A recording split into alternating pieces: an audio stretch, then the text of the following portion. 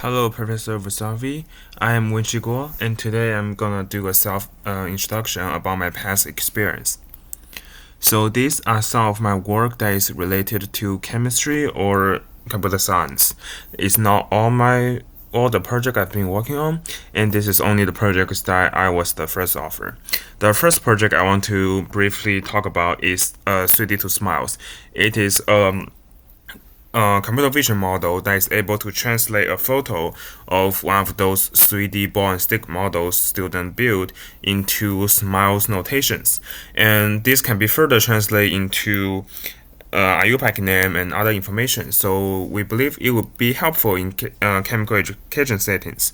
And this paper has been submitted to IEEE conference and accepted for publication. Another project is LAN gas. It's a gas leakage detection using zero-shot method. So it's detecting gas leakage in industrial settings such as in power plant, or chemical factory, etc. Another work that is about graph similarity search. So one of the applications of graph similarity search is molecular similarity search. So we investigated that if to use a matrix search algorithm, would that boost the performance compared to a brute force verification? Our result says no, but that is just our preliminary result. There's another project I'm keep working on is to use few-shot deep learning to explain GCMS data. It's still work in progress and it's not published yet. And these are some other works that I participated in but not as a first author. The first one is to use traditional machine learning to analyze GCMS data. And this is the project that inspired my work to use few-shot learning. And I also did some project about human-computer interaction and cellular image processing. And now I want to focus on one of the project, the 3D2 Smiles.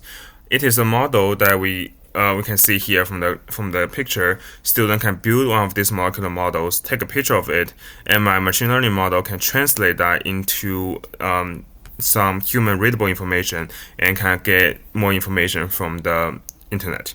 And we believe this will be helpful for students to learn. However, when training this model, there is very big challenge. That is that it's really hard to acquire the data. Like in many other cases, it's really hard to acquire the data because we need to let students to build these molecules and take photo and write down their names. So to solve this issue, we build a synthetic dataset first. We use Blender, a rendering software, to render these molecules. We wrote a script to render these molecules and then pre-train our model. And our experiment demonstrated that without pre-training, our model couldn't learn anything. So if we only use the real molecules, because of the limitation of numbers, we only have about 2,000 images. If we only train that on that, our model couldn't learn anything. But with our synthetic data, with our render data, the performance can boost dramatically to 60%. And this percentage is calculated, say, if you have to output the whole compound correct. Even if one character is wrong or one functional group is wrong, we count it as incorrect. In these strict rules, we can get 60% accuracy. And in a lot of scientific fields, explainability is very important because, say, for daily image classification, we want to know if it's an apple and an orange. We just need to know if that's an apple and orange. We don't really need to know why they think it's an apple, why the model think it's an orange. However, in many scientific fields, we want to let the model explain why. And here is one of the demonstrations that we let the model explain why it output that character. So here we can see in the first image, when the model outputting carbon, we can see the sequencing map really focusing on the carbon. And here, when it is about when it's outputting carbon, this carbon in this functional group, we can see that it really light up here. And the oxygen here and the double bond here, we can see the double bond lighting up, the oxygen lighting up. So it's pretty well explained. And in this project, I also gained a lot of skills in explaining models using such techniques. And I think that will be really helpful in chemical engineering or chemistry field of the machine learning. And my role in this project is basically I'm the project lead. I was the project lead and the primary contributor. I contribute to about 80% to 90% of the project. It was my undergraduate thesis, and after the thesis, I want to expand that to a publication. So I like some other undergrad student joined me to finish it and publish it. So, and I came up with the problem definition. I come up with the um, methodology design. I created the synthetic dataset and some of the real dataset. I also implement and improve the model. And I also did all the explanation or the experiment, like the explanation and scientific writing.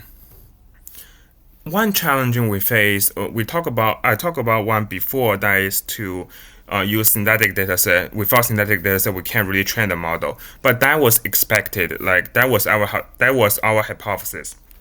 But there was this another challenge we faced is that when I tried to reproduce the result, I couldn't.